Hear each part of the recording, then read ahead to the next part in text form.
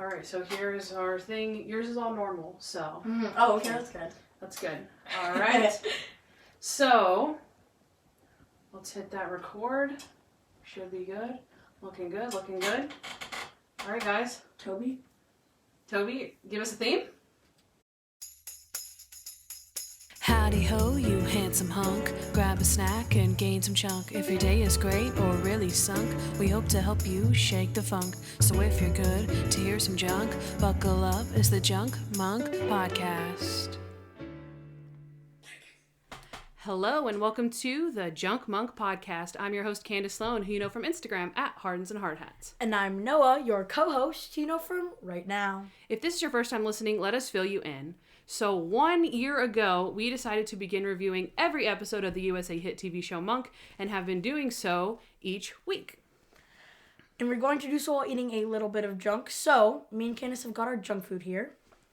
Which is our very first junk that we ever had on our show. What do you have there, Noah? I have birthday cake soda, the OG. Yep, and I have stale Oreos sitting out since yesterday. Disgusting. Also, you must know, I've seen every episode of Monk. I'm a huge fan, started watching in 2007, and for the most part, watched it as it aired. I've seen season 1 and those we've done on the show, and a few scattered here and there in different seasons. So, if you're ready to start the show, Toby is...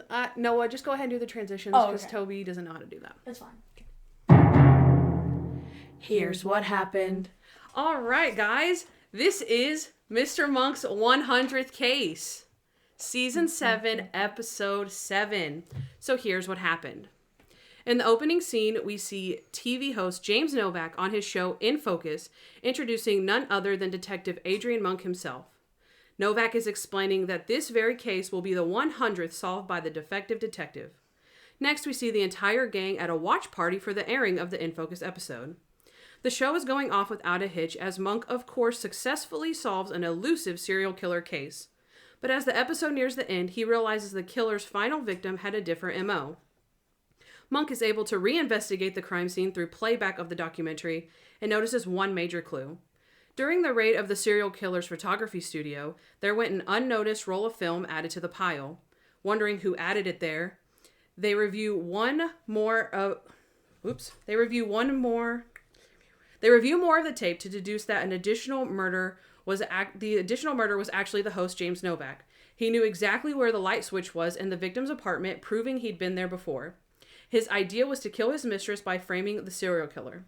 He took photos of the mistress and planted them at the scene to make it appear that she was just another one of the killer's photography clients. It was the perfect plan if only he hadn't tried it on the world's greatest detective. Mr. Monk snags another killer and hits a nice, perfectly even 101 cases. All right. So that was Mr. Monk's 100th case. Kandyce, what did you like about this episode? Okay, you know I have a lot, guys. I have a lot. First, just the premise of this episode. I absolutely love this. This was such a clever way to do a 100th episode. It built, like, all of this suspense just to see, like, what was going on in the documentary. Like, not only, like, what the characters were going to do throughout the episode, but they built it right at the beginning. You see James Novak, and it's super like, hello, I'm James Novak. This is Adrian Monk. And it's, you know what I mean? It's so suspenseful. And then it goes back and forth, you know, between the two, between the documentary and what the characters of Monk are actually doing. Mm-hmm. And so it builds suspense in that, and you get to see the characters play out. I just love it. I think it's such a clever idea. Like, so clever. I didn't like that. Because the episode starts off, like, in focus. So, new viewers, never seen Monk before. I turn on the TV, in focus. What? No. Wouldn't you be just, like, immediately confused? Well, but the show's called Monk. So, as soon as he starts saying, this is Adrian Monk, you'd be like, I mean, I guess you'd be a little bit confused, but you'd be intrigued. I think if you watch that for the first time, you might be a little confused. I get what you're saying, but also intrigued. Like, what? What is this? And especially if you saw 100th case. That's true. I think you would be like, well, also, you'd be watching it for the first time on his 100th episode. So that would be kind of like your fault, I guess. Okay, my first like is, it reminded me of 2020. The TV show 2020. Kandyce loves that. I may or may not have had a junk time question about that. Oh no! Spoiler alert. I love 2020. So, but you did like that. Yeah. Oh, okay, cool. Okay, I put, how was Randy not the star of that documentary? Like, the whole thing is about Monk, right? But Randy, they leave all of these crazy parts in about Randy. Oh, he yeah. does, like, his Randy Disher project, like, his fake plug, where he's yeah. like, what is he doing? Him and Stottlemyre are, like, in the car. Oh, yeah. And there's obviously, like, some camera guy or something in the back seat. And Randy's like, what does he say? Oh, he's looking for the search warrant. And he's like, where is that search warrant? And Stottlemyre's like, Randy, you just had it. I just gave it to you. And he's like, maybe it's in the glove box. And he's like, oh, wait. This is my CD. What is that doing in there? And then he's, oh my gosh. And then he's like, let's play some. And he's like, puts it in. It's like, I don't need a badge. It's like, they obviously left that stuff in there because it was like good content. Yeah. So I just thought like Randy totally stole the show. I thought it was hilarious. Isabella says that Randy is underrated. Who did? Isabel. Oh, Isabella. That is so Hi, true. Isabella. My next like is Stotty and the boys. The entire time they're watching In Focus, every commercial they would change to the basketball game, which is a lot like Tobias and Toby here, who tried to flake on us and tried to watch a game instead of We're reading. already calling out Toby and Tobias. This is amazing. Let's see. Sean Gus likes your blue hoodie. Oh, yes. Merch. Check out your merch on the merch store. Okay. Junk Monk Swag Shop. Okay, let's see. I think I had some more about Randy, actually. Whenever Stottlemyre has his own, like, at his desk, his own little, like, interviews that they do. Oh, But yeah. then Randy and Stottlemyre, I think on Stottlemyre's couch in his office, they're sitting next to each other. And Stottlemyre's explaining, like, I really, he says, like, sometimes, I like to leave out, like, a major clue in the case. So, like, nobody else knows. And Randy's like, yeah, but he doesn't always do that. He's like, yes, I do. And he's like, no, he doesn't. He's like, yes, I do. I just don't always tell him. It's so funny. My next like is the clip they play at the beginning of the TV show of In Focus, and it's Monk vacuum. It says Monk starts his day the same as any other. Monk vacuuming the vacuum, then vacuuming that vacuum, and then vacuuming that vacuum, and it's in like a giant vacuum, and then a smaller vacuum, and then a smaller. It's so funny. It is. Oh my gosh, that is so funny. I have, I think, one more Randy thing where they're at the crime scene. And he, like, the dead girl's, like, on the floor. They have all this evidence in their hands. And he's, like, looking. And he's like, yep, this is the evidence that we have. And Stottlemyre's like, Randy, could I see the evidence? And he's like, oh, yeah, sure. He, like, holds it up to the camera. It's so funny.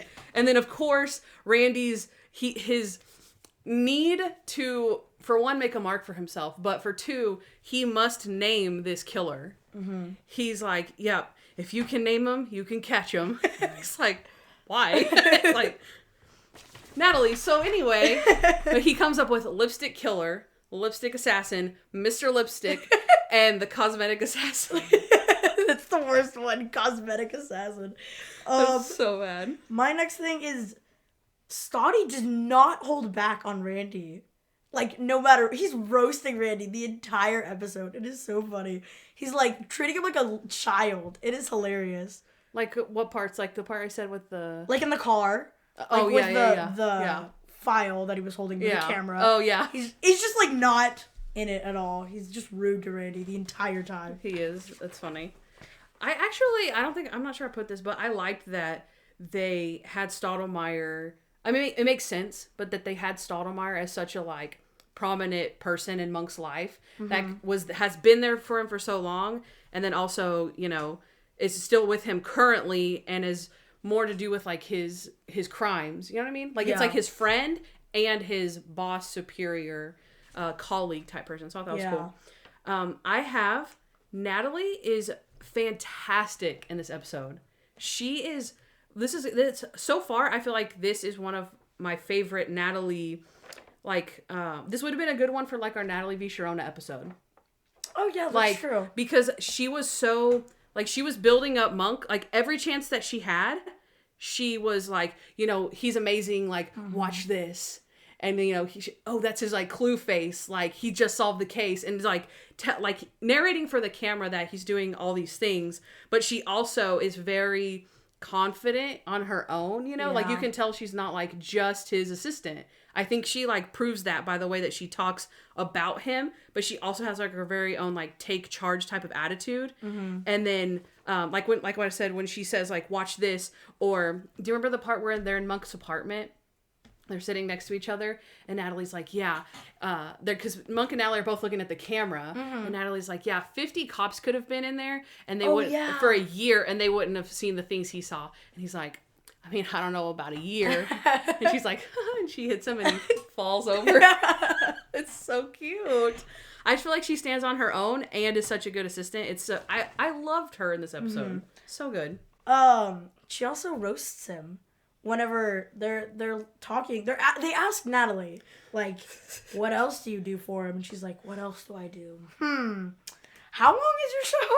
Yes, I put Natalie Sass. I love that. She's so cute. It's like, one of my jobs is to keep him focused. Because the light bulb, whenever he, there's like that big chandelier with like the little flame light bulbs, and one of them's out.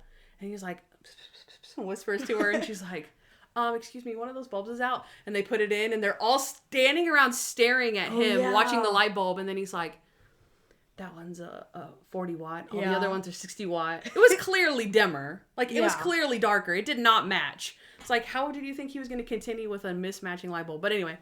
And so then they fix it, and they screw it in, and everyone's watching him, and he's like, yeah, looks good. I mean, whatever.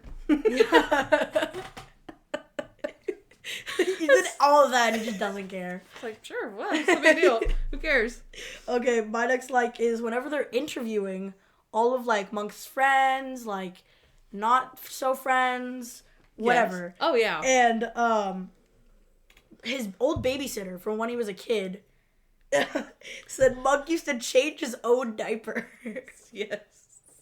That reminded me of when it was Dr. Kroger, right? That helps him discover that he remembers his own birth. Oh yeah. Yeah, and so I was like, I didn't think it was a plot hole, kind of, sort of, because, Tony Shalhoub Daly says hi. Hi, Denise. Hi. Thanks for joining us. So Dr. Kroger, is the one that helps him say, Adrian, that's your birth. You're remembering your own birth. And I was like thinking this could be maybe like a plot hole, but he actually remembers before that. You know what I mean? So he's like obviously like super baby. Yeah. So I did like that part. Let's see. Oh, the final scene where he wants to stop at 100. He's like, oh, I'm retired. Oh yeah. And she's like, Mr. Monk, that is crazy. You can't just stop helping people because you want to stop at an even 100. And then they start looking through the paper. Because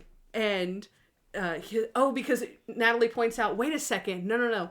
That case was your 101st? 101th? We were joking about that. 101st case. So technically, you can't stop till you get to 200. Mm-hmm. And that was funny. Let's see, what do we say? Oh, Lindsay. Hi, Lindsay. Hi, Lindsay. Is it Lindsay Chambers? Our girl Lindsay? Okay. I had to make sure. Thank you, Lindsay. Okay, my next like is Ambrose being also on the interviews of Monk. Mm-hmm. He's so sweet, and he says that Monk's his hero, and that he kept his family together, and it's really sweet. It's so sad. Yeah. I did like seeing Ambrose. The only thing is I didn't dislike, but I didn't like that he didn't really have any funny parts. Like, all of his parts were just really somber, where you're like, oh, it's Ambrose, and then he was kind of like you said, it was like a touching moment. It was more touching, whereas all of the criminals and stuff that they showed, they were like the comic relief, and he was more like on the serious side. But I did obviously we love John Turturro. Yes. So, and I think this was when we interviewed Hi Conrad, that's what he was talking about. The third episode he was in, remember? Because he said, I think we had John Turturro for like 2 or 3 episodes, and you were like, John Turturro comes back, and I was like, he's just in a small part, though, so don't get excited. But this is what we were talking about, so that's cool. Let's see. Okay, I, for one, actually really, really loved the light clue. I thought that was cool. When Monk does, like, the Inception thing, which was obviously amazing, Monk is re-watching the video of him investigating the crime the first time. So he's doing this on the video, and then in person he's watching the TV and doing this. Mm-hmm. And he's doing that to himself. And then he watches James Novak and watches himself ask James Novak, can you turn on the light? And James is like, boop, and turns on the correct light. Mm-hmm. And it's right next to him. And then he's like, wait a second. How did you know that? Yeah. And I love that. That's a plot hole of mine, actually. Like, how did he remember? I don't even remember I flick every single light switch in my house, in my room. Oh, fan, no. I know. Fan, no. Fan, no. He got real lucky and really unlucky at the same time with that one. That is so true. I still do the same thing. I guess I do that in one room of my house. It must be like backwards. You know how they have like the fan and the light? Mm-hmm. And the fan and the light is the same in every other room. But that room is like the wrong one. So every single time I turn on the fan and then it's pitch black. But did we have a note from someone? You said Tony Shalhoub Daily said... Oh, it would have been a good episode for Sharona. Oh, that's a good point. That is so true. That would have been good for Sharona to return. And then Tasiah Jones 55 says, hey. Oh, Tasha. Fantasia. Okay. Hi, Fantasia. Hi. Thanks for joining us, guys. All right, let's see. Is it your turn? I think so. Okay. My next like is the return of Marcy. Oh. She is also on the review of the interviews, and she's talking about how she's in love with Monk still, and she says, love can mean something different to you, but it can also mean something different to Judge Harriet Waxman of the 3rd District Court, you know? She's so sassy to this random judge who, like, got a restraining order or something. It's so funny. Yes, okay, I have a little, I wrote it out because I had to bring back the Marcy impression. It's my favorite. Okay, so she's in front of a shrine, kind of like this, and she's like, they're interviewing her, and she says, you know, fan can mean one thing to you and then to somebody completely different, like say Judge Harriet Waxman of the 3rd District Court. And I'll tell you something about Judge Waxman. She's never been in love. So she's shooting from that perspective. You know what I mean? And then they're like, what about all those pictures? And she's like, oh, this one's my favorite. It was from a case that we worked on. It took a lot of clue hugs, but we cracked it. And then they're like, and what about all the other ones? And she's like, oh, this one is not as real. It's like an obviously Photoshopped photo. Marcy's face is like giant cut out over Natalie's body. It's so funny. She's like, that one's not as real. It's so good. I had to do that because I agree with you. I loved Marcy Maven's return. It was so epic. So I just had to do that for you guys. But my next thing is the 100th episode. Just in general, I put mad respect because this is like it's not our 100th episode. It's our 1 year anniversary episode. But I was like trying to come up with ways to make this more special for us, for you guys. And so I was thinking, once again, which I already said, mad respect for the cleverness of what they did. They took Monk's 100th case and made it into a TV show to honor him inside his own TV show. And so I liked, I would consider that a fourth wall break, kind of, sort really? of. I would think so. Because it's kind of like saying, it's like kind of like acknowledging, like, we're all watching this documentary together. Like, it makes us feel like we're part of the gang by, we're all honoring Monk's 100th episode on the screen together. So I thought it was cool. So that's interesting. Probably disagree, but my next is Tony's wife. Yep. We haven't seen her since when? Oh, the farm. Mr. Monk visits the farm. Yeah. Where she has a crush on Monk or something. I don't know. Mm-hmm. That's season 5. Yeah. And she returns as her pilot self, or not pilot. Yeah. Flight attendant. Flight attendant. Yeah. From season 2? Season 1. Oh my gosh. Season 1, yep. Was it the very end? Yep. Season 1. And she returns and she's like telling everyone about how she's scared to fly. Because Monk scared her. Yeah. She's done with flying now. It's so funny. And she says she took up drinking again, right? And then she has what did she say? There's a support group for... It's not for alcoholics. It's just for Monk, I think. Yeah, it's something like that. There's some type of support group and she can't go because she doesn't fly or something. Yeah. Yeah, it's funny. Okay. I have another impression. So Oh gosh. this is the vampire. Oh yeah. They're filming, right? So the crew's following them. They're interviewing. They're not really interviewing. They're just going to ask this vampire who works at this, obviously he's not a vampire.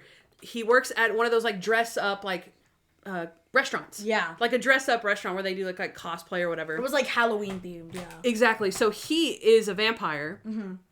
And they walk up to, and he's in character, and they're like asking, and they're like, hi, we know you've worked here for a while. We were just wondering, do you know anyone named Cassandra Rank? And he's like, yes, Cassandra Rank. How delectable.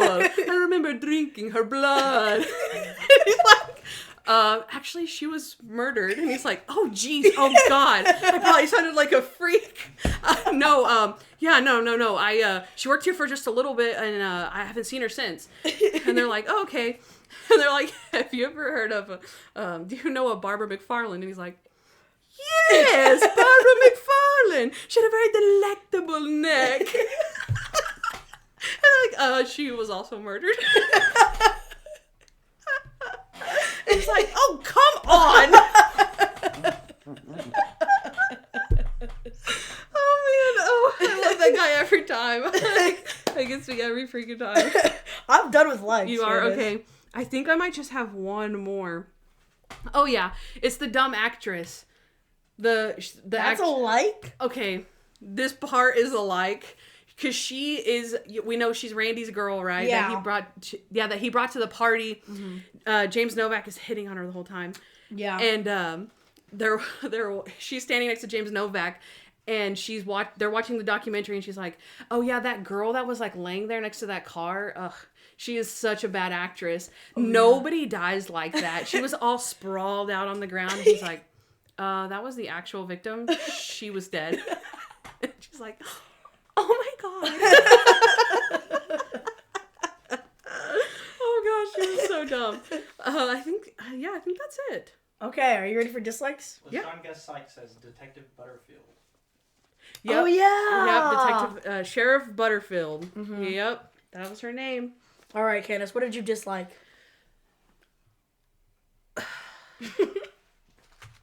You already kind of mentioned this, but Stottlemyre, he's changing the channel.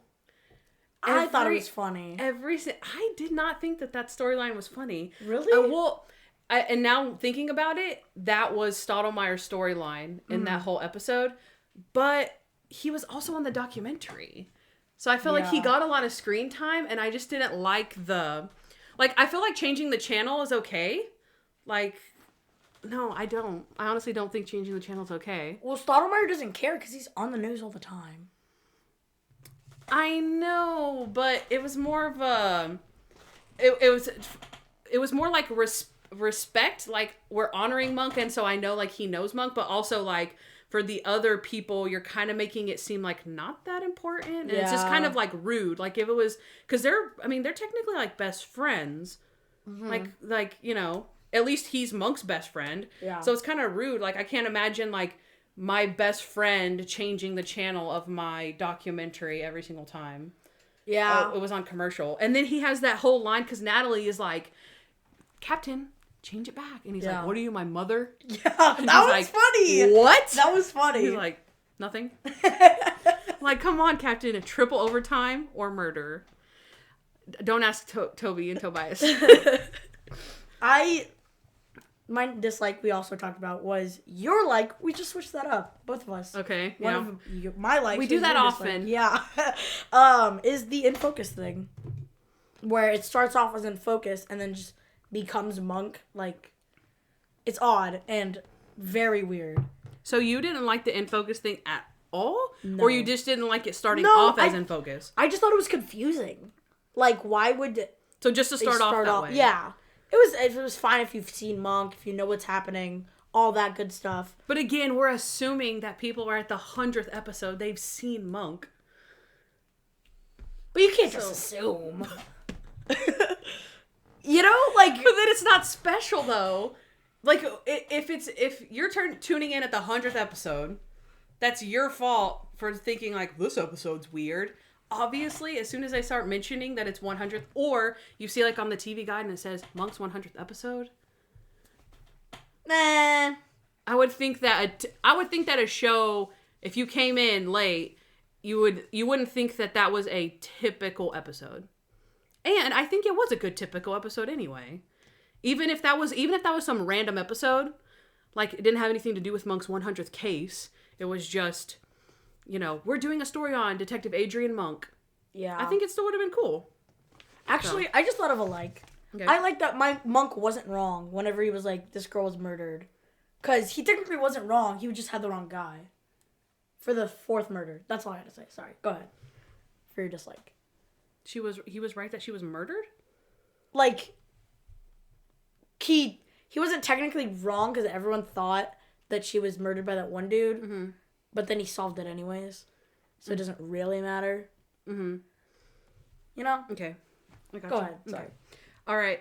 Okay, this goes back to my 2020 thing, okay? Trudy's car bomb storyline, where they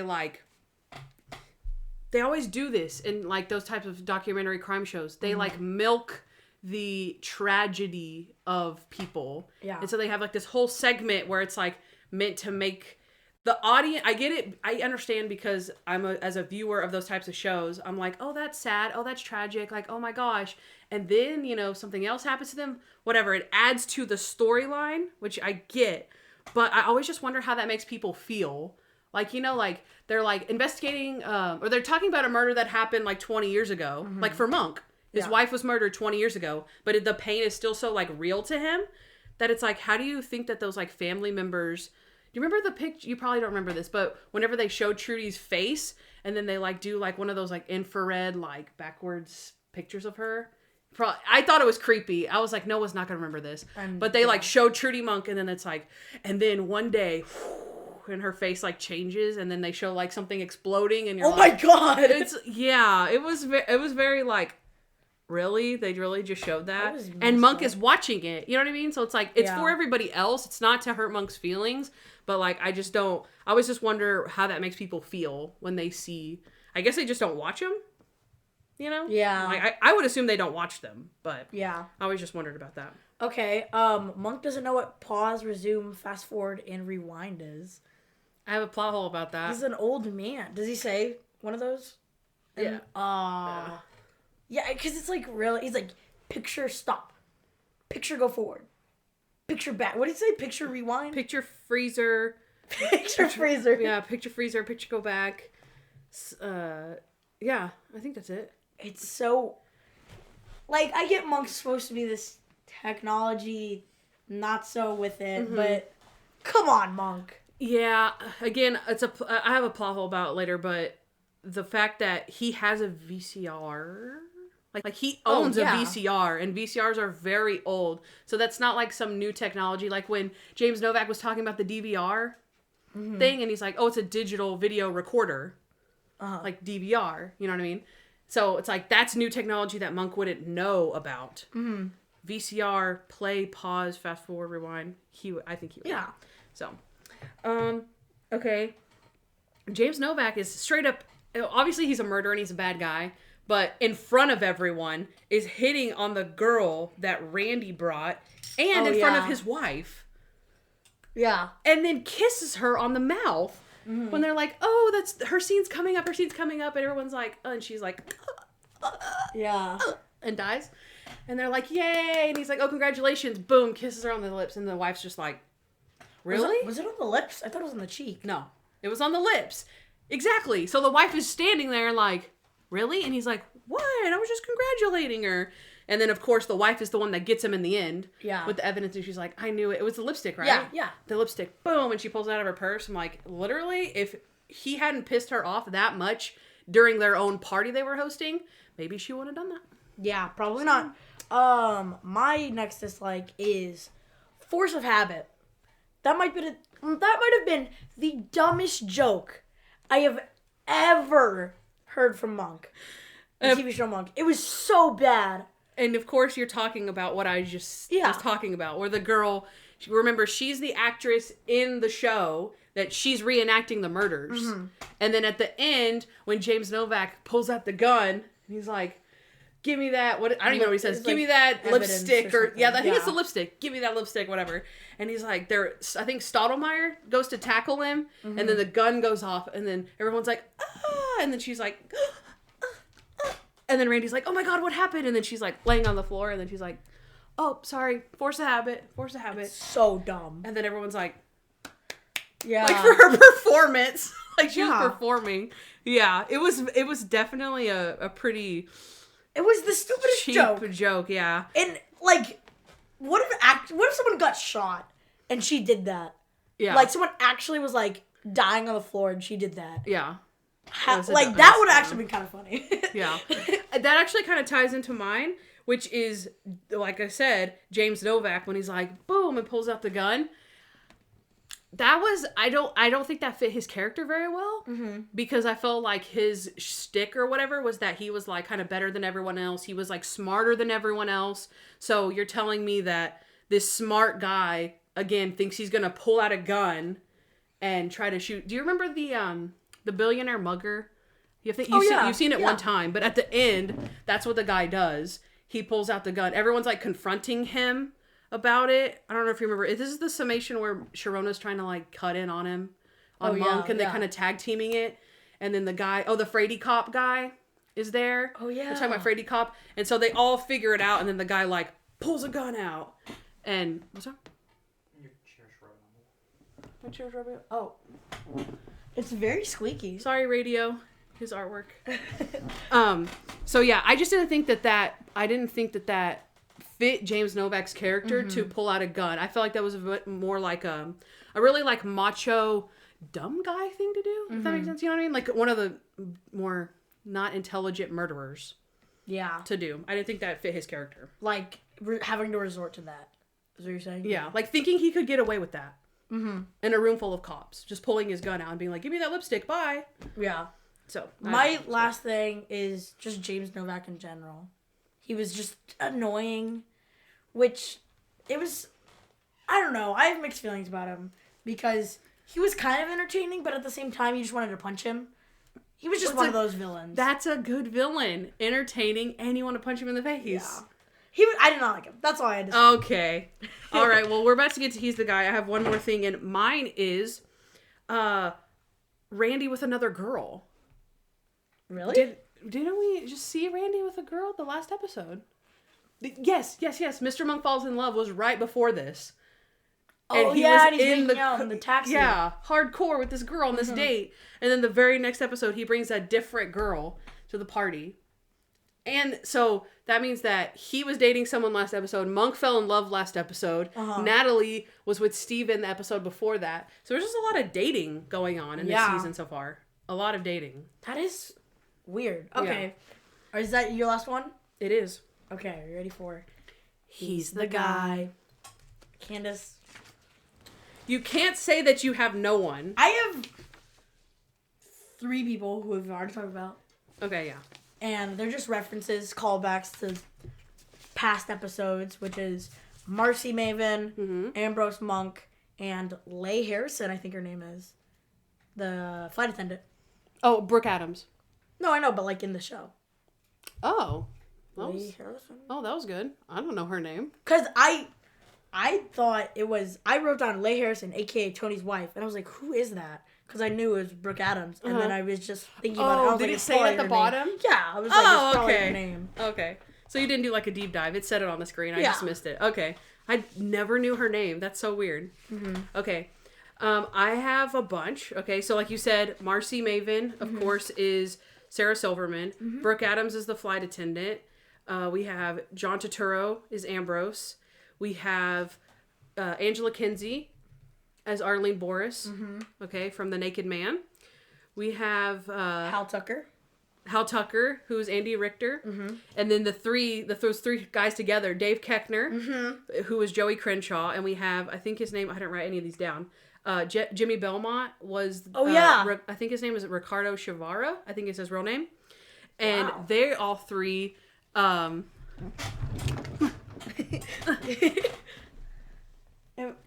don't think I can scoot up more. Here, go in, because there's like a little indent in there. Go inside it. Like this? Good. Okay. Is the mic okay on my face?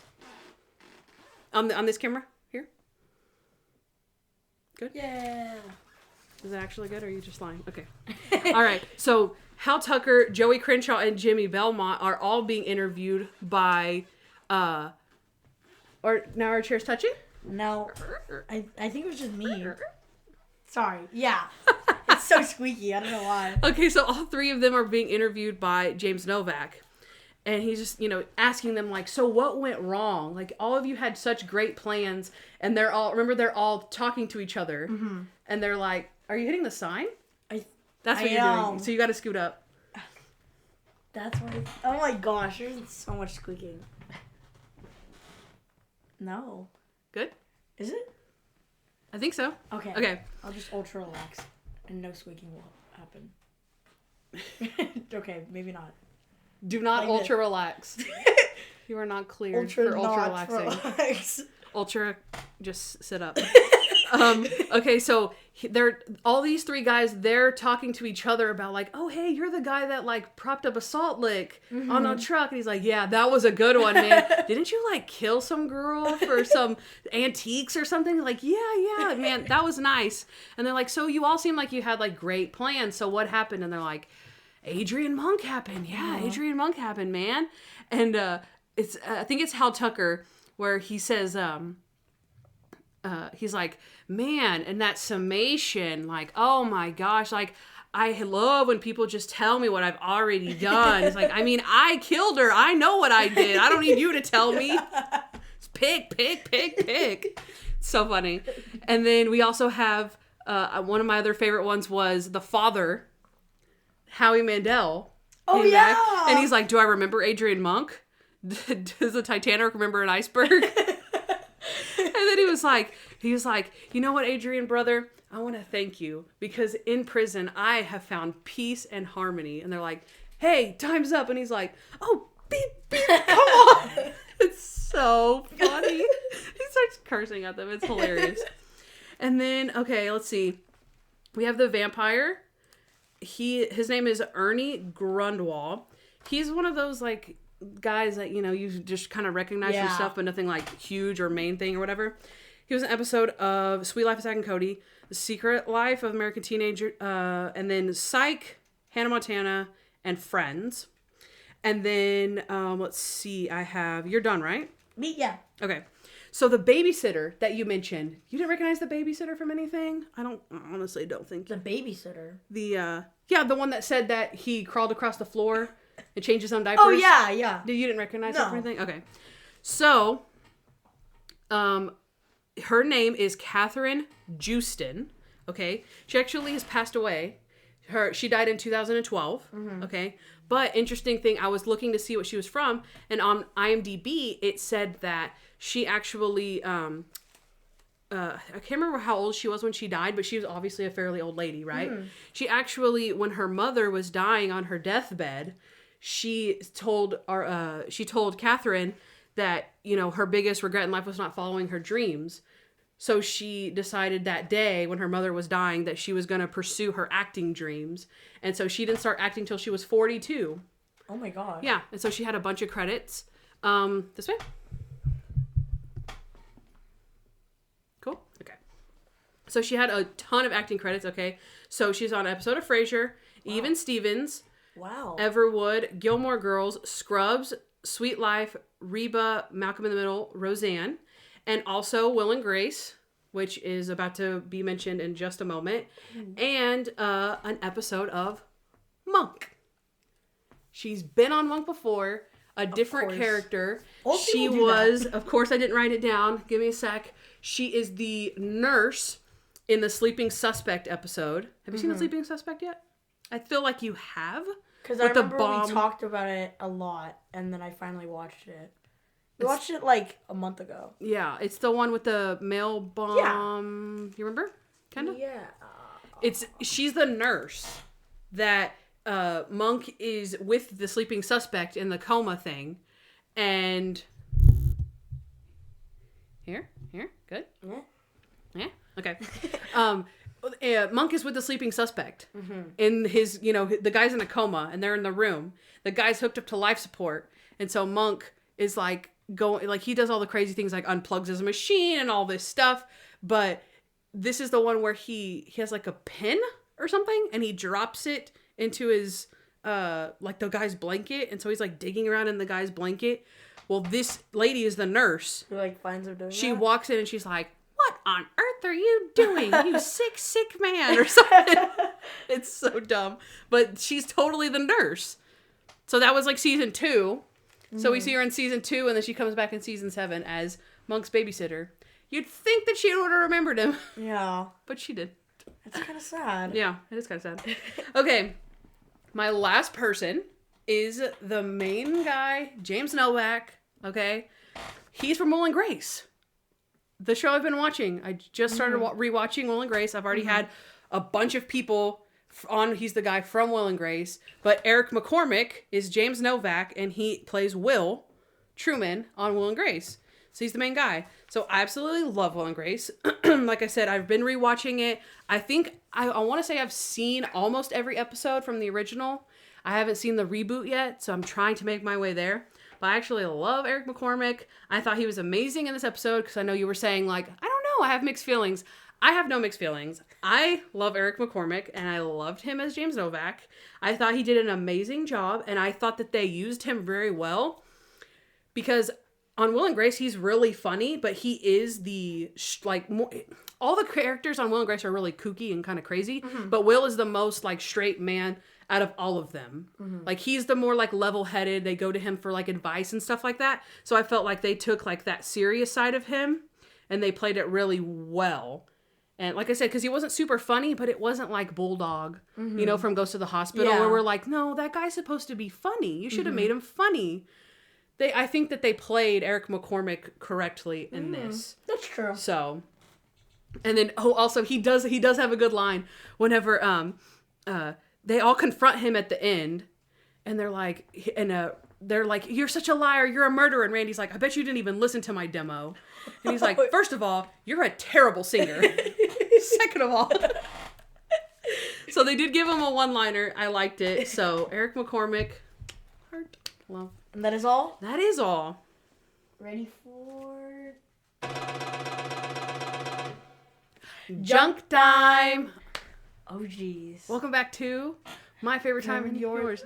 Well, I forgot, Okay. and then now you're saying it, and here, I'll do it. Ready? Welcome back to My Favorite Time and Yours on the show, where me and Kandyce eat junk, and Kandyce asks me questions. Okay. Maybe I shouldn't have made you say that, because I only had one question. It was, do you like crime shows? So, Kandyce. I'm sorry. That was...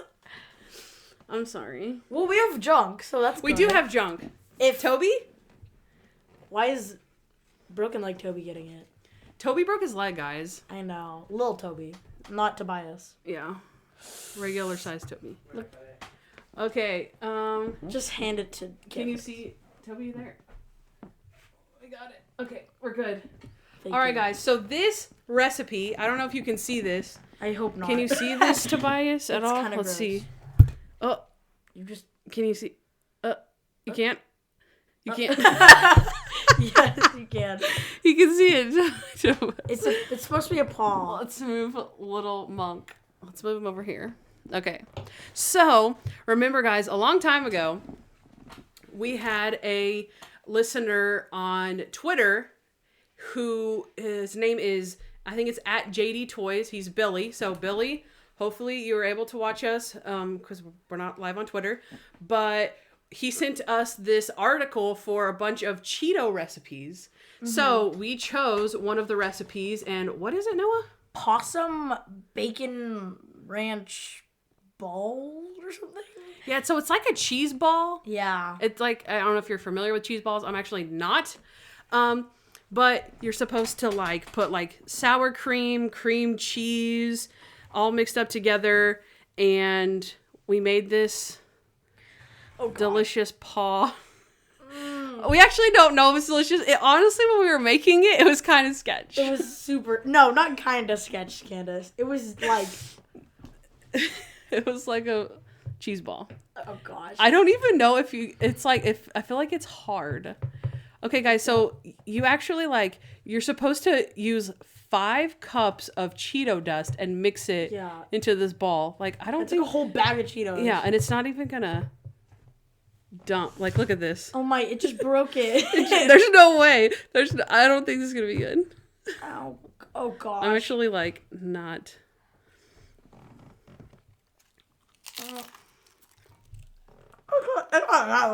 Wow.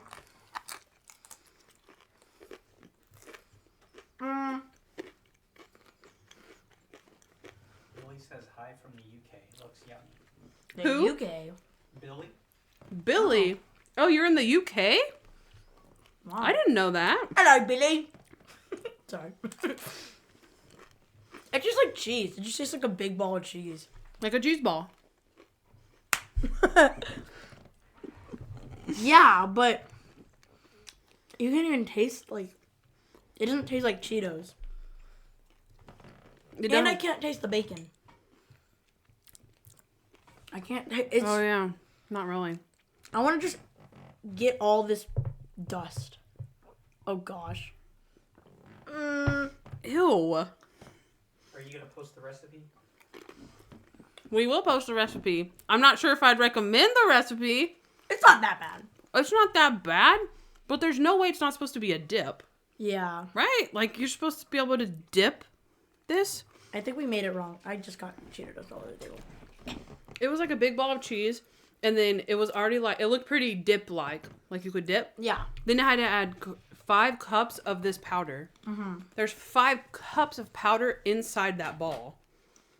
And then they recommend you dip that in there. And I'm like, I'm going to dip Cheetos in Cheetos? Mm-hmm. So, and if you're wondering why Cheetos, there you go. Yeah. Cheetos is our thing, so. Wait a minute. Wait, really? Minute. Oh, We just need a latex wall. almost actual size. Okay. Oh, I didn't taste mine. You are almost done with yours. Mm-hmm. I've been slurping on it the entire time. I should have set these out sooner, because, see, they're still not soft. Not soft or not stale? Well, soft equals stale. When they get stale, they get soft. Yes, yes. Okay, you know how chips are crisp? No, whoa. Whoa, What? Noah, listen. Nico. I mean, Toby. Stale is hard, right? He nodded. As in, just say yes, Toby. Stale turns things, Okay. stale turns things opposite of what they are. So chips are hard and crisp. When they get moisture in them, that's why you can't leave the bag open, because it's collecting moisture. So the hard things get soft. So this cookie is hard, so it collects moisture, and eventually over time it softens the cookie. What's something that's soft that gets hard? Kandyce, I think you're a liar. I've literally never... Bread? Yes. Bread gets stale. If you leave a piece of bread out, it gets hard. Stale definition. I have to prove this. Wait.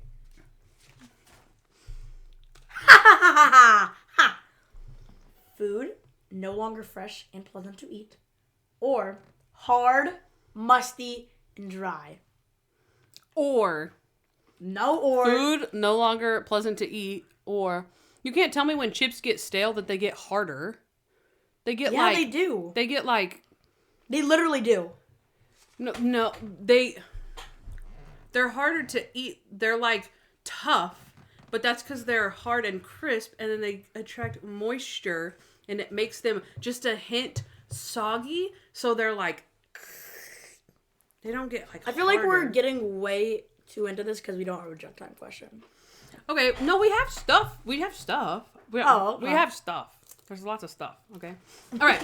So, a few weeks ago, we asked you guys to send in our, some, fan mail or, kind messages because, our egos are, here, but we need them to be, here. Mm-hmm. So, we're going to start off with an email. Let's see. You have a debate going of whether or not they get harder. Some people think they get harder. Some people think they get mushy. What? Softer. I just read the definition, so It said I think it or. depends on the chip also. team harder, Team softer. Team, they go opposite. They don't. It's like when your drink is like, it gets either hotter or warmer depending on, like, it reaches. Hotter or warmer? I mean, Look at her. like hot chocolate This gets... is your team leader right here. She's a Hot bozo. chocolate gets colder and cold drinks get hot. It's like the opposite effect. Just read the email. Okay, I'll just read the email. Okay, so the first one is from Shirley Baker. And y'all remember Shirley? We used her, one of her countdowns from, I think, season 5. She gave us, like, her list. And then she's the one that is from Wisconsin, who Tony Shalhoub's brother is her, like, window guy or something like that. He sells windows or he does windows or something. So, yeah, so that's Shirley Baker. She says, let's see. Wait, is this the right email? Hang on, let me see. In the UK, they say crisps. Like instead of chips? Yeah, I think so. I have to say. Oh, wait, We're no. tied half and half for Team Softer and Team Hard. What? Yes. Why can't I find this, It was right here, wasn't it? Let me just search, guys, sorry. I don't want to leave it out. I don't want to just say, like, oh, just forget it, you know? There it is. I started a different one and that one popped up. Okay. She says, happy 1 year of many more to come. I want to congratulate Kandyce and Noah for all of their dedication to the Junk Monk podcast. I try to listen when I can. Something this good needs the proper time allotted. And every time there's a recap, it is amazing what I didn't notice, see, realize, or catch. I find myself watching the episode again with a different mindset. I love that we not only get to hear the podcast, but see them at times as well. Like this. As a huge fan of Monk, I'm also a huge fan of you two. Remember, every day is Monk Day. Thanks for keeping the show alive. Just remember, it's a gift and a curse. LOL. From your fan in Wisconsin, Shirley. Yay! She said she was huge fans of us, I which know. I enjoyed that. That was my favorite part of the email. My ego is like here right now. Okay, so let's do some more. Let's see. We have... Where's my starred ones? All right, you want to read this one from... This is from Kevin. Now, I have no reference to Kevin, which is, you know, most of you guys reach out to us like on Instagram, Facebook, or whatever. When I asked for the, you know, messages for you guys to send, Kevin just sent us an email. Mm-hmm. So, you okay, Toby? Little Monk? Little Monk. Oh, we need Little Monk front and center, guys. You know, he's our mascot, so. That's true. Okay. I thought... Wait a minute. Is he Little Monk? Oh my god. Wait a minute. I usually refer to him as our monk guy, but, like, you know, our monk guy, he's holding a Cheeto. And so, and he's Little Monk. But, I mean, they look pretty similar. TBH. What's your email address? What is my email address? It is Kandyce. I'm just kidding. It is junkmonkpodcast@gmail.com. junkmonkpodcast@gmail.com. That is where... That's pretty simple. And then we also have a phone number where you can leave voicemails and text messages. And do you remember that number? Oh, gosh, It is 323-366-0477. Wow. Yeah, well... Let's test it. Well, it's... Let's test it. Let's leave ourselves some voicemail right now. You say it at the end of every show, so... Yeah, but it's not... I don't actually say it. I know. It's our outro. Okay. You'll hear it later. Okay. So I read it? Yes, this is from Kevin. Okay. Dear Kandyce and Noah, thank you for making the Junk Monk podcast. I've been listening to it since your first few episodes, and it has been fun to see how your show has changed as you go through the seasons of Monk, adding everything from recipes to comments from listeners. You are both so funny and have so many interesting observations. You mentioned my favorite Christmas movie, Elf, a few times, and I'm hoping you'll give an update on whether you watched it this Christmas season. I'm sure it would be hilarious to hear your thoughts about it, not that it is very closely related to Monk, haha. Anyway, thank you again for making such a fun podcast. Smiley face. All right, thank Here's you, the thing. Kevin. Elf? We did watch it. We did. And we discussed it a little bit during one of our junk times. I think maybe in like Get Slotto Fever or something like that. But so we did discuss it, but if you want to reiterate for the people what you thought of their favorite Christmas movie. Okay, you're gonna make me feel guilty. I didn't love it. I didn't hate it. I know little Toby likes it, but I did not. And I did not like it. Not like is a strong word. It was overhyped, and therefore I was not delivered what I was hoping. Mm-hmm. But it wasn't bad. It would have been extremely hard to live up to all of the sayings and little phrases and all the stuff that all your friends say all the time, Yeah, you know? it's just so popular that whenever I watched it, it was like, I mean, it's just an above average movie. Okay. It was a good movie. On a scale of 1 to 10. It was a great movie, but people made it seem like it was a cinematic masterpiece, which it wasn't. That's all I have to say. I can see that. So no 1 to 10. Oh, I'll give it like an 8. That's good. I like that. Alright. I like that. We probably, last time when we weren't live, I probably was like 4. But 8's pretty good. I'm probably lying to you now. I'm in a good mood. But go back and listen to the other one. I told the truth in that one. Okay. All right. Our next viewer is Sean Gus Psych. Ooh. She was on at the beginning. Her name is Keaton. Okay. And this is actually really exciting because she sent us our first ever actual fan mail. Oh, shoot. Like, not with her address, though. Our address is fine. He can send us stuff also. Yay. Okay. She sent us a Christmas card. This was from a while back, guys. She says, Kandyce and Noah, wishing you all the peace and joy of this beautiful Christmas season. I love your podcast. Here is some fan art. You'll thank me later. Love, Keaton. Aww. So sweet. Thank and you. then I do not want to get Cheetos on this, guys. So I'm going to get on my hoodie. Okay, ready for it? From Paint's Masterpiece. It's from Paint's Masterpiece. It's the snowman. She said, it's not 100% even. I traced some stuff. A compass would have worked better. Just like Mr. Monk. I love it. Good job, Keaton. Oh my god. And so let's see if we have a piece of tape. Interesting. If we can. We'll need to get it laminated, though, so that it doesn't get hurt. Are you going to do this live? You're just going to put it up there? I'll just tack it right here. Oh, okay. I'll do it. Okay, gently, though. Gently, because we want to be able to save it. Oh, genteel. Oh, gosh. Muy genteel. This would stop squeaking. So we don't hit it, too, yeah. There we go. Hopefully that doesn't fall off, but... The snowman. Here's the 2 dots. The 2 dots and the 2 dots. So good. Okay, so let's see. So Keaton has a new podcast out that I haven't quite listened to. I did listen to one part. It is called the Psyched Podcast. Mm-hmm. And it is all about the TV show Psych, which is like the sister show of Monk.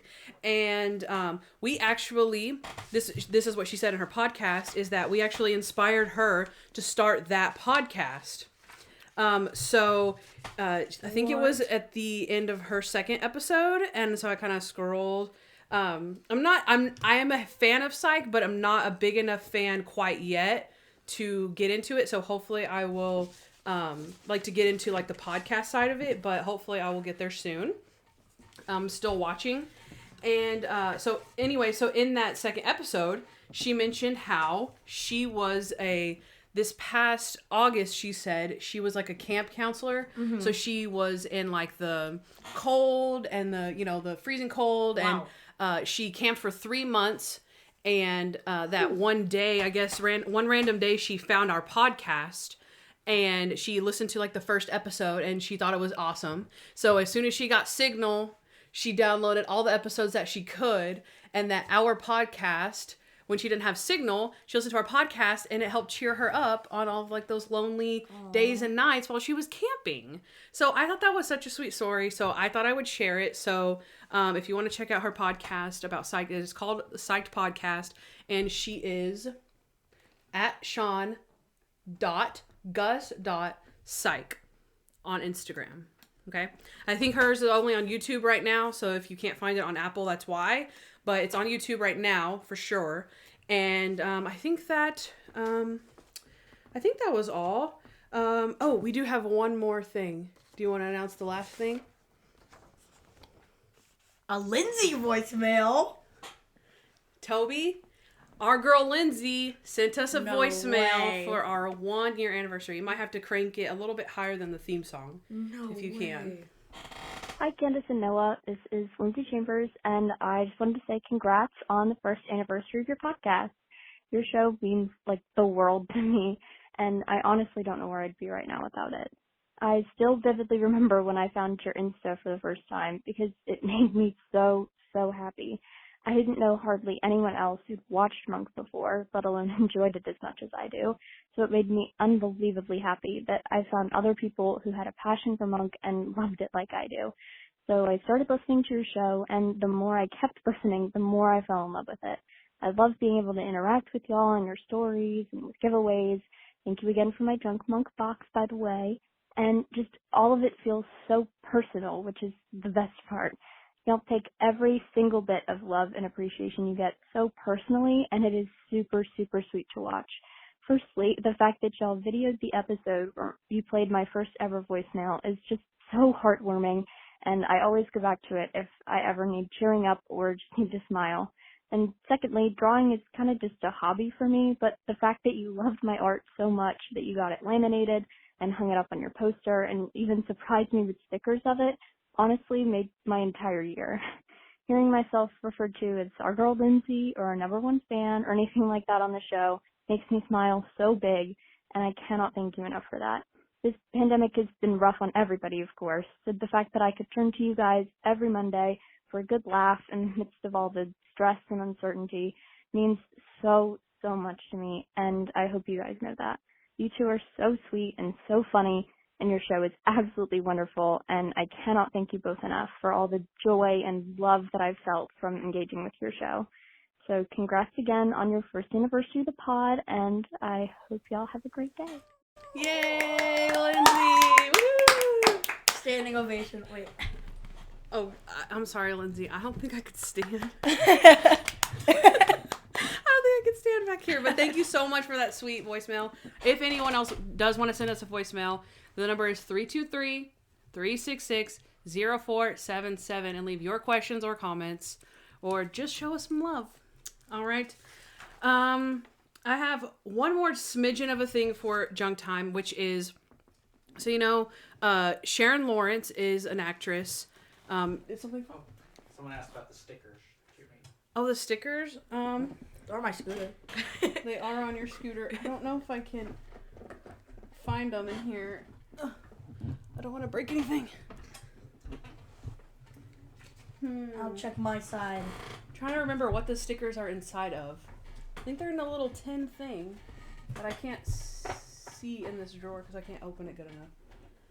They're really cool though, but I don't think I have just got. This is my this whole deep drawer is full of all of Monk's stuff, but can't find it, guys. Sorry, you can show them that. but it does. It has this graphic, and it has our Funko Pop graphic, and then the other one is this graphic. So we have a set of 3 that you can buy on our swag store. Mm-hmm. So if you're on Facebook or Instagram, which you are, then go to the links in our descriptions, and you'll be able to find our website and our swag shop, and you can get some stickers.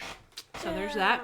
Okay, so Sharon Lawrence, who played Linda Fusco, right? Oh, yeah. Okay, so she actually listened to the episode of our podcast that we talked about her, right? And Mr. Monk and the Bad Girlfriend. So she listened to it. She shared it. She said it was awesome. Aww. This was a while back, kind of when it aired, because I tagged her in it. And so she found it, and she was recommending, like, oh, you know, if you want to listen to a fun thing I was in, go check this out. Okay, so when I was looking up information about Monk's 100th episode, someone had written an article about it. I don't remember who it was. I should have wrote it down, sorry. But there was someone that wrote an article saying that, what's his name? Jared Paul, who plays Kevin Dorfman, and Sharon Lawrence was supposed to be in this episode, and they weren't. Like, it didn't say, like, they were supposed to be in it and they weren't. They, like, acted like they were supposed to be in that episode. And so I messaged her and was like, hey, do you remember ever filming anything for this episode? And she said she honestly didn't remember. She said all she remembers is that she finished her time on the show, like her character or whatever. And that she didn't remember her specifically being like in prison. And she said, because I guess she's played a lot of characters who were in prison. Oh, wow. So I reached out to her and she just said that she didn't know. Like, she said, sorry, I've been in prison a lot, LOL. So I wouldn't remember specifically filming a scene with, as Linda Fusco. So I thought that was interesting, but apparently there's either some footage out there that has the two of them, or they just never made the cut. I don't know why somebody would write an article that said that. But anyway, so I just thought I'd add that little tidbit. Toby, did we have a fan question? They asked, where do you find the store? Where do I find the store? So like if you go on Instagram, we have a link in our bio. So like right underneath our name, you can click that, and that takes you to our link tree, and it says Junk Monk Swag.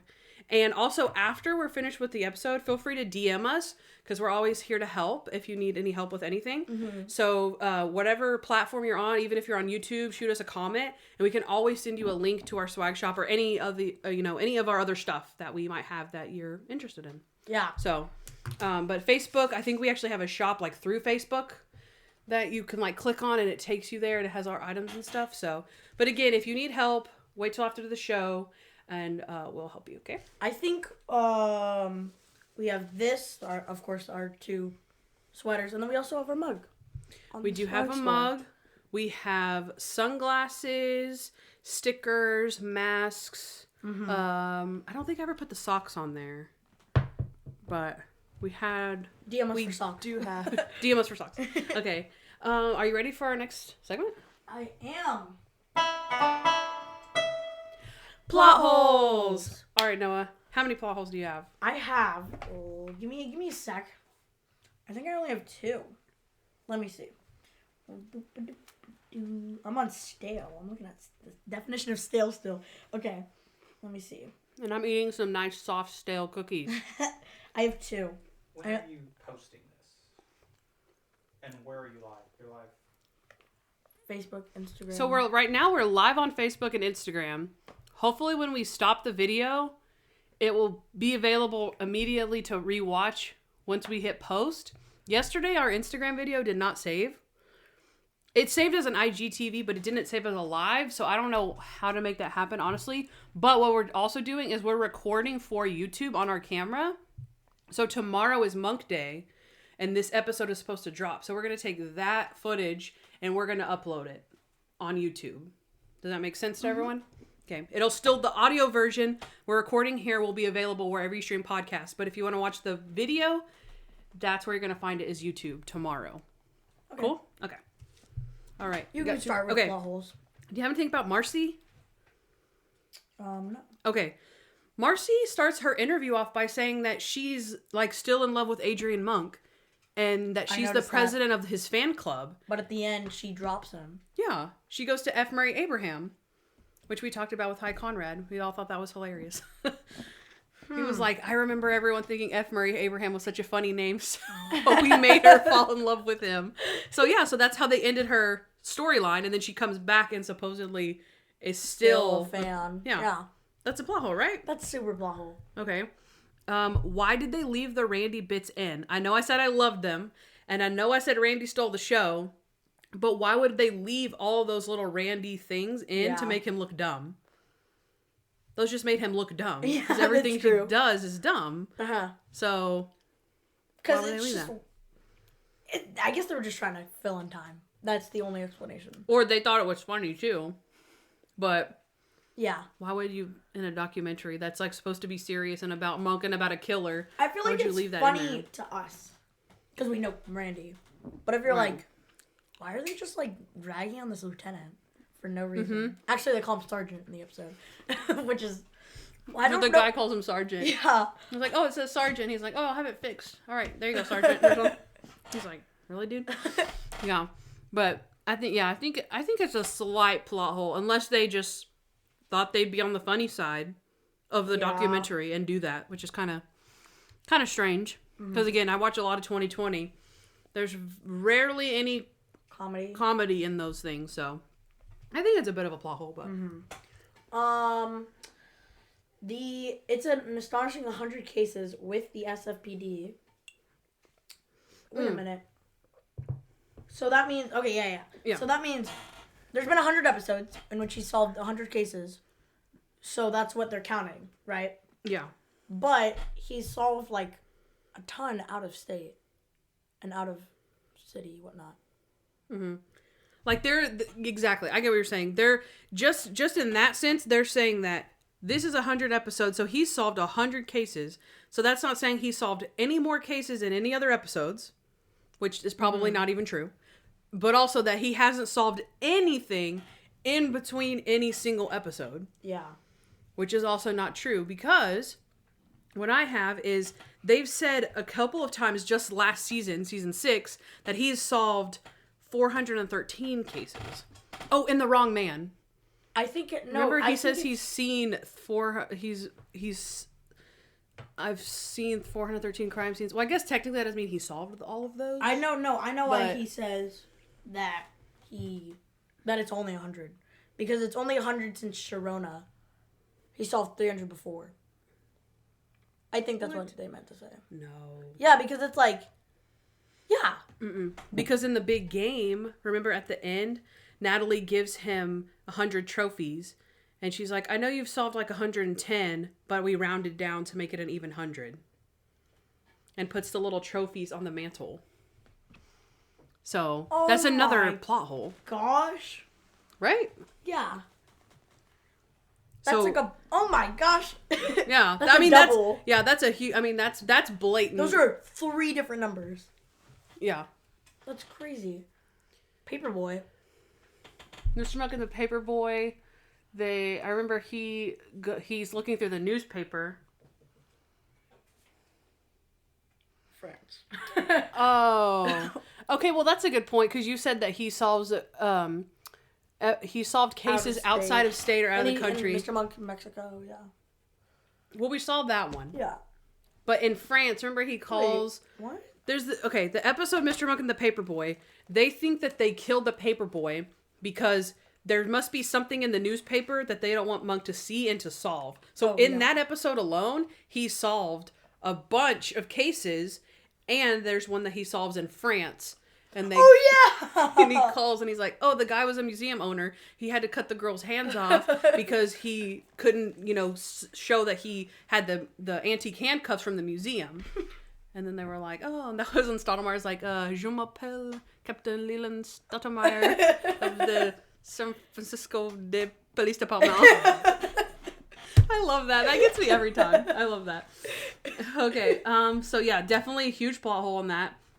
On a lot of different fronts. Okay, did we notice you have to think hard, but there's a shot, they're making the documentary, and then like at the very, very end, James Novak says something like inspirational about Mr. Monk, and he's like walking across the street. It shows Monk walking across the street, which is in the title credits. He's walking across the street of San Francisco at nighttime. Oh, yeah. That's from the pilot. So they're showing this on the documentary. They're showing him walking across the street on the pilot, and then the camera turns and it's current day and it morphs into him.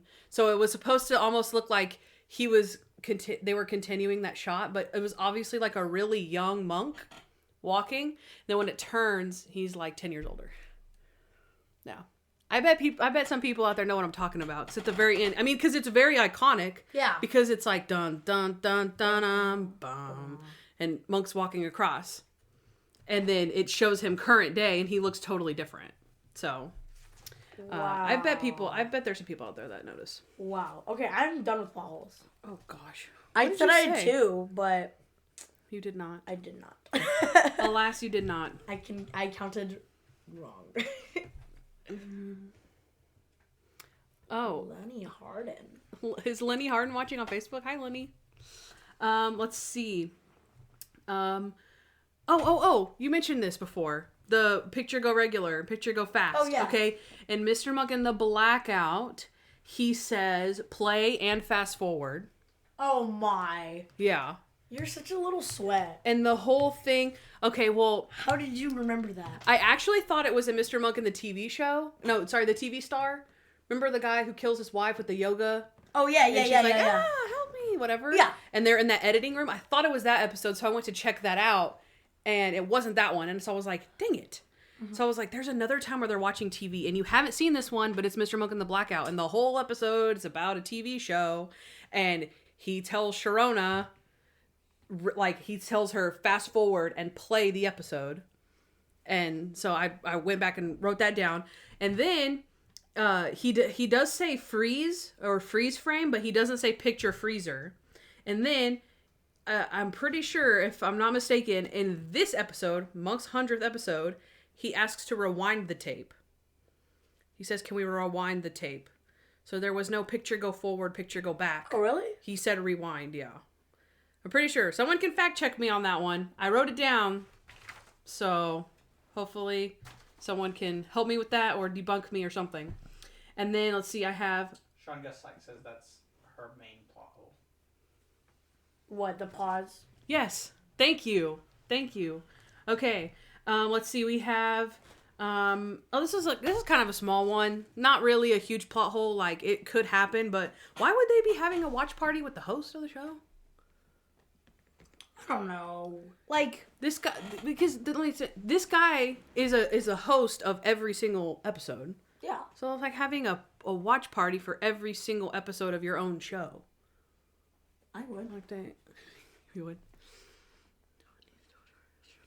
That's true. I do need to watch more Sharona. You do need to watch more Sharona. Was that just you saying that, or did someone say that? Someone said it. Okay. Well, I do. I'm not. In our intro, you say that you've seen some of season 1, or all of season 1, and then some of the other ones. We're this close for you finishing season 2. We're like this close. Yeah, there's like maybe 1 or 2 episodes you haven't seen. So watch them. We need to get on that. You're right. Did the host on the thing pay for the party? Didn't they say he paid? He did. He mentioned something about like, oh, they're a bunch of cops. Like they don't care about cheap wine or something like that. Like he's done this before, but why? It's probably his wife being like, oh, it'd be nice. She's the one that was against it. Oh, no, wait. No, she was the one that wanted expensive wine or something. Like, you can't serve this? I can't remember. No, I don't. Again, I don't think it's not unrealistic. Like, that would never happen. But I wonder why this particular time he hosts a party for this random episode. It's special to Monk, but it's not special to him. It's not his 100th episode of his show. I guess it'd be suspicious if he just was like, if he does that party... And then he just does it whenever there's a bunch of cops. And the one time he murdered the girl. So, I don't know. That's true. Why would he have done it in the first place? Nobody knows. Yeah. That's true. Okay. All right, my last one. I like this one. It's a small one still, but I like it. The captain says, it can't be anybody on my force that put that little roll of film. Yeah. Like, it can't be anybody on my force. I know every one of them, and they're all righteous guys. Mm-hmm. What about Officer Sharkey in Mr. Monk and the Captain's Marriage? Where, remember, the officer is the criminal who he baits Stottlemyre to punch him in the face? Oh, yeah! Was he a righteous guy? No. Also... He was not. What's his So face? Stottlemyre acts like he knows everybody. The 2 dudes who were mean to Monk that one episode. Oh, well, you can't really do that. Yeah. But what was I going to say? We talked about it earlier. Freddy Cop. Oh, he was an actor. Yeah, I know. Oh, yeah! Oh, my gosh, that's so right. You're so right. He acted like he knew every cop on the force, blah, blah, blah. And then he's like, he doesn't even know that the guy standing next to him wasn't a cop. Yeah. That's a good one. I like that. Mm-hmm. That's good. Okay, done with plot holes. How crazy was Monk this episode? Plus crazy moments. All right, Noah. Do you have any crazy I do not moments? have any crazy moments, Candace. Oh, Just my get goodness. this over with. Okay. Out of 10 what? Out of 10, wait for it. Wait for it. Force of Habits. Force of Habits? Okay. I have 2. I have out of 10 fake gunshot wounds. Similar. And okay. And I put out of 10 60-watt light bulbs. But it's whatever. I like that one. Okay, so let's do crazy moments. At the beginning of his party, he's sitting next to the front door. And Natalie's like, Mr. Monk, this party's about you. Come on. Oh, yeah. Okay, he changes the libel, but it's whatever. He wants to stop, quit police work after 100. He's done. Wants to retire.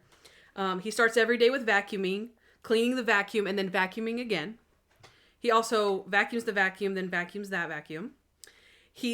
When James Novak is interviewing him in his house, and he's like, so how do you do it? I notice you put your hands over your face, like a really zen-like quality. And Monk's like, yeah, it just kind of blocks out any distractions, and when I'm upset, Oh, yeah. kind of just blocks out things I don't like. And he's like, so you're blocking me out. And he's like, that's right. Oh man, that's so funny. Okay, he used to change his own diaper. Mm-hmm. He cleaned Arlene Boris's whole apartment. Remember when she does her interview, and she's like, he cleaned my whole apartment. She's like, it's weird, but I got my security deposit back, so that was nice. And then the last one, I don't know if this is the same apartment, but he tries to clean the dishes. Stoudemire's this is a crime scene. You can't do that. And he's like, I just want to push rinse hold. Yeah, it's the girl, the last girl who dies, I think. Yeah. You're right. After James Novak Yeah. flips that one light bulb. Yeah, you're right. That's totally it. Mm-hmm.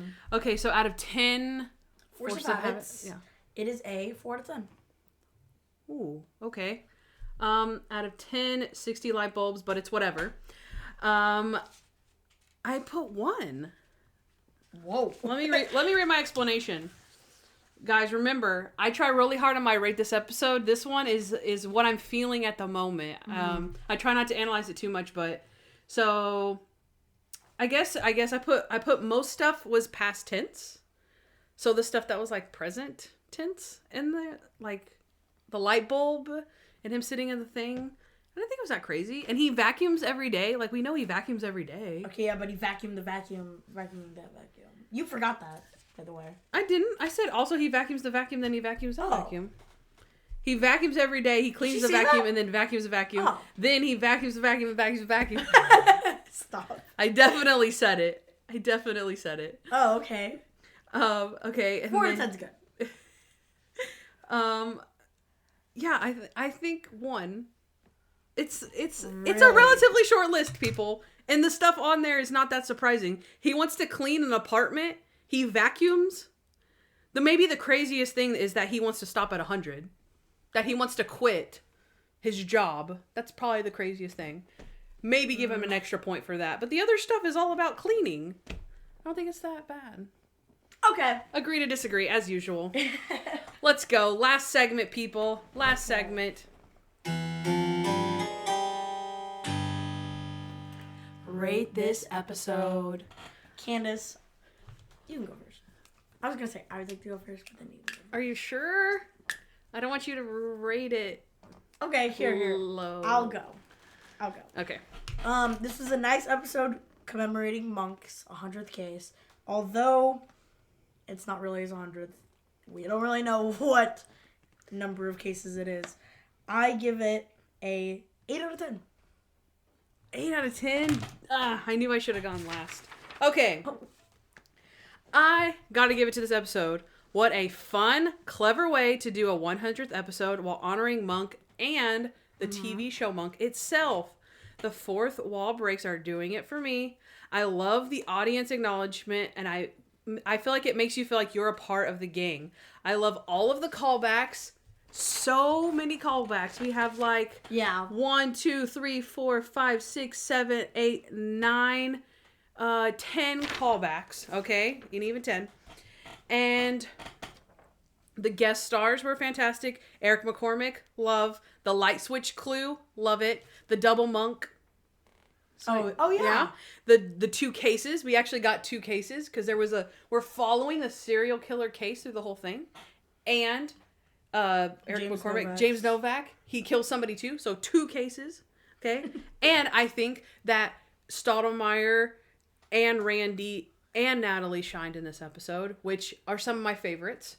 I think, like I said, Natalie was very strong. She was all for Mr. Monk, showing off his skills. Randy had so many funny parts with his RDP and, you know, all those other little funny things I already mentioned. And then Stottlemyre got to be, like, the main guy who was being interviewed. They all shined. And I love that. So, can't say enough about this episode. I'm giving it... I was going to change mine. Okay. 9.3. It's a 9.3. Not a 9.5 deserving, but I just... Because Kandyce was recapping it, and I was thinking about me watching the episode, and I was, like, super excited whenever I watched it, and it was really good. So, 9.3. 9.25. I mean, I don't want it to be lower, but we usually do, like, 0.25. Okay, fine. 9.25. Well, you might as well just round it up to 9.5 then. Okay, 9.3. No, 9.5 works. Agreed. All right, people, I'm giving it 2 10s. What? 2 10s. 10 out of 10? Yes. Monk's 100th. It's our episode. It's everyone's episode. It's your episode. It's. I was so excited to watch it. I love this one. I really do love Eric McCormick. That definitely helps. So I don't know. I think that, you know, and you know me. I love callbacks. I love callbacks. And then they had good Sarah Silverman. They had great Howie Mandel. Hal Tucker. They had great callbacks. Like they, you know what I mean? Like the show actually did it. Like they did it well. I mean, like, you know, you always say, I gotta hand it to the writers. You gotta hand it to the writers that this 100th episode was such a clever way. It wasn't just an average episode. Like, it wasn't like, this was my, okay, well, I guess that was all right. They pulled out all the stops for this. They did that. Sean Gus says that's a crazy rating. Wow. Emma says 10 for 10 for sure. Isabella says 9 for 10. Thank you, Isabella. Gosh. I pulled you up from an 8, so calm down. Sean Gus says she agrees with Isabella, not perfect though. So 9 out of 10. Okay. Thank you. I see that. Thank you. And as its flaws, 9.5. Thank you very much. Right, but again, if you listen to our show, which obviously a lot of you do, you know that I rate things differently as far as like a personal attachment to an episode will reach it higher. So it's not necessarily, I'm not saying that this is a perfect episode, but for me, it's a perfect episode. Okay, whoa. That's, you know, I'm pretty this. sure everyone you know this. I say that every time though. You just said, no, you just said, I'm not going to say it was a perfect episode, but I'm going to say it's a perfect episode. I'm not going to say that it is a perfect episode, but for me, it is a perfect episode. I'm not, like, look, you listen. make no sense. No, you gotta pay attention then. Okay, like, I'm not saying, like, no, Noah, this is a perfect episode. You're wrong. Like, this is a perfect Monk episode. You need to agree with me. I'm saying that for me, it is a perfect episode. She doesn't know. Okay, Tobias and I argued literally 2 days ago about what the word perfect means. And so now he's throwing it back at my face. This is amazing. Okay, so, for example, the first episode I ever saw was Mr. Monk is at your service. Yeah. Am I gonna say that is a perfect Monk episode and that everyone should agree with me that that's a perfect episode? No. But for me, it is the perfect Monk episode. It brings back all the nostalgia. I love Sean Astin. I love Pregnant Natalie. To me, perfect episode. But I'm not going to fight you and say that it's a perfect episode. Tony Shulo Daly says definitely a 10. Yes! Oh my god. Get you some, Denise. Makes sense, Candyce. No! Sean Gus, my brain hurts. Thank you. C. Graham 2020, it is perfect. Perfect episode 100. Oh my. Yes! I'm quitting the podcast. You give it a 9.5. What was... You were almost perfect in your rating. Well, at least Tobias agrees with me. All right, guys. Thank you guys so much for joining us. That's it. We're done. Noah actually quit the podcast, as you just saw. So this is our 1-year anniversary. Monk's 100th. Noah's last. So it's been real, buddy. But thank you for joining this live. And hopefully, if you're not live, you still enjoyed it. Watching the replay. Thank you guys for hanging out with us every single week for a whole year. We've been doing this every single week for an entire year. So we're super blessed to have you guys here with us. And we hope that you stick with us. Continue to tune in every Monk Day. right? We will do our best to continue to keep the Monkverse alive for you guys. And do you have anything to say, Noah? I don't, but I really want to just like grab that and just take a bite out of it. I know that's going to be gross and I'm not going to like it afterwards, but I think it'd be a good note to end on. What would you rate that out of 10? Like a 6. It just tastes like cheese. 4? I'm going to put it to the test, Candace. Oh, God. Oh, it's heavy. Oh. Do not get that on the carpet. Ugh. Did you see the paw? It was possum.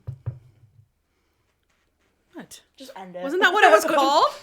I thought it was called but possum. it actually wasn't that bad. It sounds like possum, though. It was good.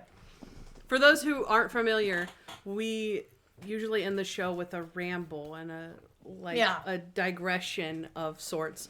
So I think Until we get bored. Yeah. yeah. So cheese ball, good to end on. Yeah. Okay, guys, I'll we're say ending on cheese ball. All right, guys. So let me get my thing pulled up, and so I can stop my recording as well. Let's see. We have one more thing. Toby, you want to cue the outro?